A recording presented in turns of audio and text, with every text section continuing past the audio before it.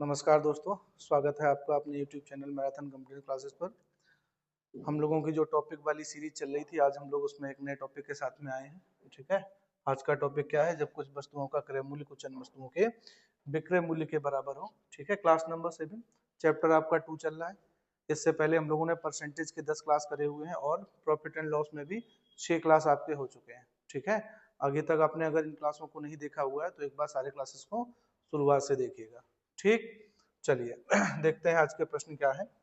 तो आज के प्रश्नों की हम लोग शुरुआत करते हैं, तो बनाते हैं भाई। क्या है आज के प्रश्न में? हो जा चालू भाई।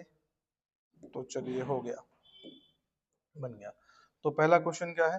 पहले क्वेश्चन में कह रहा है कि 400 नींबुओं का लागत मूल्य 320 नींबुओं के विक्रय मूल्य के बराबर है। तद अनुसार उन पर लाभ का प्रतिशत कितना होगा? ठीक है, तो क्वेश्चन में क्या कह रहा है? क्वेश्चन में कह रहा है कि 400 नींबुओं का लागत मूल्य 320 नींबुओं के विक्रय मूल्य के बराबर है। तो आप ऐसे मान लो 400 नींबुओं का लागत मूल्य, तो आप लिखिएगा 400 नींबुओं का लागत मूल्य। ठीक है, तो आप लिखेंगे 400 का मतलब हो गया गुणा, ठीक है, का लागत मूल्य। ठीक, लागत मूल्य बराबर है किसके? कह रहा है 320 नींबुओं के विक्रय मूल्य के बराबर है, तो बराबर 320 नींबुओं का विक्रय मूल्य। बस इतना सेंटेंस आपको लिखना सीख लेना। कह रहा है कि 400 नींबुओं का लागत मूल्य बराबर है 320 नींबुओं के विक्रय मूल्य के। बस अब हमें क्या करना है? संख्याएं एक तरफ कर लेनी है और अंक एक तरफ कर लेने हैं। तो विक्रय मूल्य का मैंने इधर पक्षांतर कर लिया, तो अगर गुणे का है तो पक्षांतर के बाद क्या होगा? पक्षांतर के बाद भाग में आ जाएगा, तो लागत मूल्य बटे हो जाएगा विक्रय मूल्य। ठीक है, बराबर कितना होगा? बराबर हो जाएगा 320 बटे 400। इसे आप हल कर सकते हैं। ठीक है, तो इसे कैसे हल करेंगे?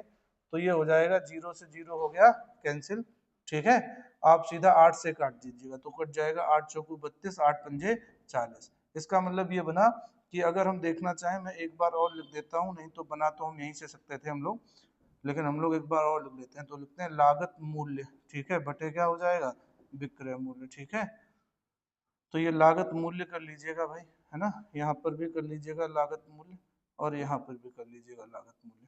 तो आप बताएंगे लागत मूल्य बराबर कितना है? 4, और विक्रय मूल्य बराबर कितना हो गया? 5। तो अगर लागत मूल्य 4 है, विक्रय मूल्य 5 है, तो लाभ होगा हानि होगी? लाभ हो जाएगा कितने का? 1 का। कितने पर? 4 पर। क्योंकि जो लाभ और हानि होती है वो हमेशा क्रय मूल्य पर होती है। तो 1 का लाभ हो गया 4 पर। तो आप या तो आपको ऐसे ही पता हो कि 1/4 कितने का फ्रैक्शन है? 25% का। या फिर क्या करेंगे? परसेंटेज लाभ निकालना है, तो आप बताएंगे लाभ बटे क्रय मूल्य इंटू 100। इसे हल कर लो, तो इससे ये कट गया कितने बार में? 25 बार में। तो इसका मतलब लाभ कितना आ गया? 25%। ऑप्शन में है कहीं? तो आप बताएंगे हाँ। कहाँ पर? सी पर। तो सी हो गया आपका राइट आंसर। ठीक, चलिए देखते हैं अगला प्रश्न। अगला प्रश्न क्या है? तो अगले प्रश्न में कह रहा है कि 15 सेबों का क्रय मूल्य 25 सेबों के विक्रय मूल्य के बराबर है, हानि प्रतिशत क्या है? तो समझिएगा भाई कैसे बनाना है। तो आप बनाएंगे 15 सेबों का विक्रय मूल्य, तो हमने लिखा 15 सेब का मतलब क्या हो गया? का मतलब गुणा क्रय मूल्य, का क्रय मूल्य बराबर है किसके? तो कह रहा बराबर है 25 सेबों का विक्रय मूल्य। तो 25 सेबों का मतलब गुणा हो गया विक्रय मूल्य। बस इसे हल कर लीजिएगा। इसे अगर आप हल करते हैं तो आ जाएगा क्रय मूल्य बराबर क्या रहेगा? बराबर रहेगा 25 बटे सॉरी क्रय मूल्य बटे क्या आ जाएगा? विक्रय मूल्य। ठीक है, बटे क्या आ जाएगा? विक्रय मूल्य। बराबर में इधर क्या बचा हुआ है? 25। जब इस वाले 15 का पक्षांतर होगा तो ये बटे में चला जाएगा। इसे सॉल्व कर लो। सॉल्व करेंगे तो ये 5 से कट गया 5 बार में, ये 5 से कट गया 3 बार में। यानी कि वस्तु का क्रय मूल्य क्या है? 5, और विक्रय मूल्य क्या है? 3। अगर खरीदी गई है 5 में, बेची गई है 3 में, तो लाभ होगा कि हानि होगी? तो आप बताएंगे ऐसे में हानि हो जाएगी। कितने की हानि हो जाएगी? आप बताएंगे 2 की हो जाएगी। कितने पर? क्रय मूल्य पर, यानी कि 5 पर। अब 2/5 किसका फ्रैक्शन है? 40% का। याद है तो मच बेटर, नहीं याद है तो क्या करेंगे? तो हम तो क्या करेंगे? अगर नहीं याद है तो क्या करेंगे? तो आप बताएंगे लाभ या हानि बटे क्रय मूल्य इंटू होता है 100, क्योंकि लाभ और हानि की गणना हमेशा क्रय मूल्य पर की जाती है और किसी भी संख्या को परसेंटेज में बदलने के लिए 100 से गुणा किया जाता है। बस इसी को हल कर लोगे। इससे ये कट गया कितने बार में? 20 बार में, 20 का 2 में गुणा हुआ, 20 दूनी 40%। तो या तो ऐसे निकालेंगे 40% या फिर क्या हो, या फिर हमें पहले से ही इसका फ्रैक्शन याद हो। तो 40% ऑप्शन में है, तो आप बताएंगे है कहाँ पर, बी वाला। बस ये हो गया आपका आंसर। ठीक, तो 2 प्रश्न हम लोगों ने कर लिए हैं। बढ़ते हैं अगले प्रश्न की ओर। अगला प्रश्न क्या है, कह रहा है यदि 16 वस्तुओं का विक्रय मूल्य, कितने वस्तुओं का विक्रय मूल्य, 16 वस्तुओं का विक्रय मूल्य, ठीक है, 16 वस्तुओं का विक्रय मूल्य। तो लिखेंगे 16 वस्तुओं का मतलब गुणा क्या है, विक्रय मूल्य है।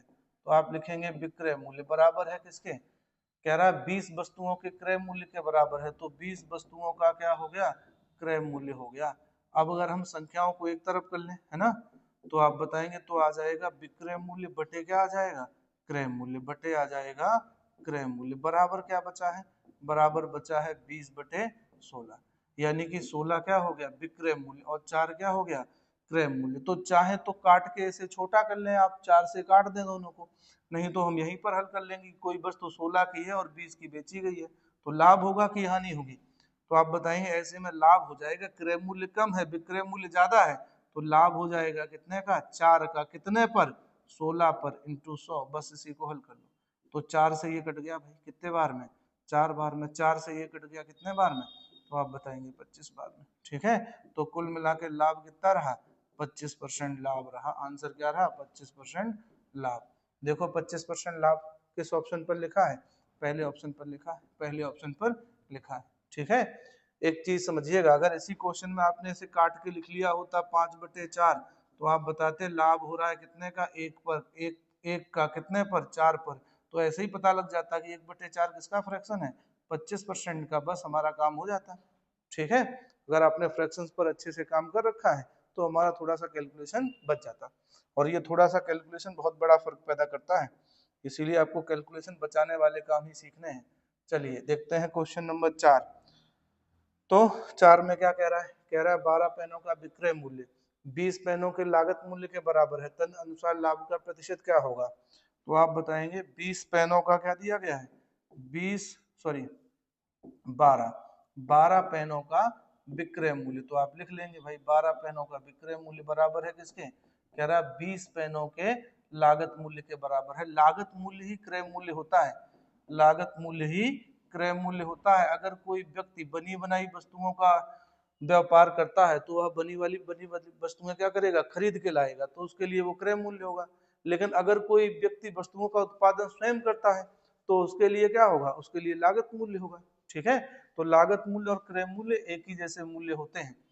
ठीक है, तो अगर लागत मूल्य, अब अगर हमें इसका पक्षांतर करना है भाई, तो पक्षांतर करके बनाएंगे तो क्या बन जाएगा, तो बन जाएगा विक्रय मूल्य बटे क्या आ जाएगा, बटे में आ जाएगा आपका लागत मूल्य। ठीक है, बराबर 20/12।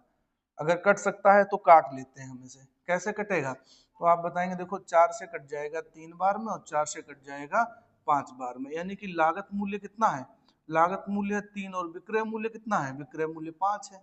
तो लाभ होगा हानि होगी, लाभ होगा, कितने का लाभ होगा, 2 का, कितने पर, 3 पर। अब ऐसे ही आपको पता हो कि 2/3 जो है, 2/3 जो है वो किसका फ्रैक्शन है, तो आप बताएंगे ये है 66 सही 2/3% का। लेकिन 66 सही 2/3% क्या है, ऑप्शन में है नहीं, तो आप बता देंगे कि अबाउट समथिंग आंसर क्या बन जाएगा, 66%। ठीक है, होना चाहिए था 66.67, लेकिन आंसर क्योंकि ऑप्शन में है नहीं, तो हम लोग क्या करेंगे, जब हमें परफेक्ट आंसर नहीं मिलेगा तब हम लोग हमेशा बेस्ट ऑप्शन को ले लेंगे। तो हमें इसमें परफेक्ट होता 66.67, तो हम लोग क्या करेंगे इसमें, हम लोग इसमें ले लेंगे बेस्ट ऑप्शन। तो बेस्ट ऑप्शन क्या रहेगा, बेस्ट ऑप्शन क्या रहेगा, 66%। ठीक, चलिए बढ़ते हैं अगले प्रश्न की ओर। अगला प्रश्न क्या है हमारा, तो अगला प्रश्न है आपका, क्वेश्चन में क्या कह रहा है, तो क्वेश्चन में कह रहा है कि 25 वस्तुओं का क्रय मूल्य 20 वस्तुओं के विक्रय मूल्य के बराबर है, लाभ प्रतिशत ज्ञात कीजिए। तो आप लिखेंगे 25 वस्तुओं का विक्रय मूल्य का मतलब गुणा, है ना, 25 वस्तुओं का क्रय मूल्य है, क्रय मूल्य, क्रय मूल्य बराबर है किसके, कह रहा है बराबर है 20 पुस्तकों का विक्रय मूल्य। तो लिख लेंगे 20 पुस्तकों का विक्रय मूल्य, तो ये हो गया आपका विक्रय मूल्य। पहले की तरह आप पक्षांतर कर लिएगा, और ऐसा जरूरी नहीं कि इसका पक्षांतर इधर ही करें, आप इसका पक्षांतर उधर कर लेंगे तब भी प्रश्न पर कोई फर्क पड़ेगा नहीं। ठीक है, तो आ जाएगा क्रय मूल्य बटे क्या आ जाएगा, विक्रय मूल्य, बराबर में क्या होगा, तो आप बताएंगे बराबर में होगा 20/25।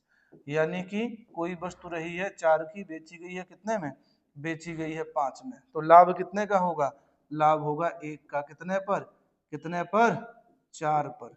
तो 1/4 का फ्रैक्शन क्या हो गया, 25%। बस यही क्या हो गया आपका राइट आंसर। ठीक है, तो ये बहुत छोटा सा टॉपिक था और इसमें कम ही प्रश्न थे। इसी टाइप के इसमें प्रश्न बनते हैं, कोई नई कंडीशन नहीं होती है। हाँ, इसी से जुड़ा हुआ एक और चैप्टर होता है जिसमें लाभ और हानि या तो क्रय मूल्य के बराबर होती है या तो विक्रय मूल्य के बराबर होती है। ठीक है, उस टॉपिक को लेकर आएंगे हम लोग अगले क्लास में। तब तक आप लोग अपना ख्याल रखिएगा और पढ़ते रहिएगा। ठीक है, जय हिंद दोस्तों।